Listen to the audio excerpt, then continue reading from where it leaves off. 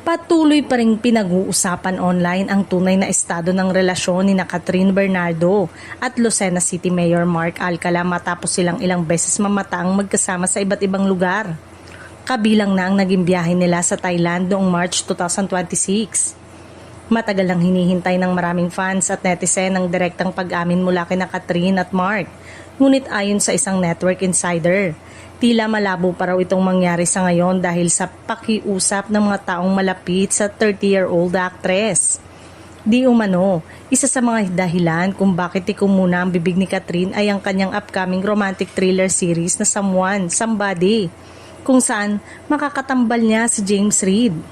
Ayon sa source, nais umano ng ilang taong involved sa proyekto na manatiling pribado muna ang personal na buhay ng aktres habang hindi pa naipapalabas ang serye.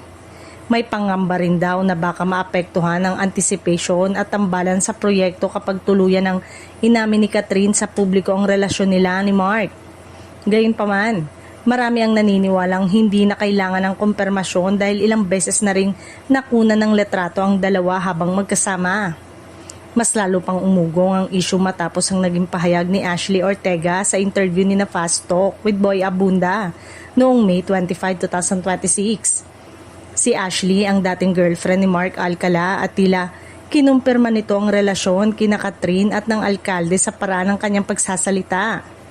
Ayon kay Ashley, wow, ang swerte naman ni Mark, nakakuha siya ng Catherine Bernardo. But again, I am happy for the both of them. Dagdag pa niya, masaya siya dahil nakahanap umano si Mark ng mabuting decent girl. Bagay na lalo pang nagpatibay sa paniniwala ng publiko na may espesyal na namamagitan nga kina Catherine at Mark kahit wala pa silang direktang pag-amin.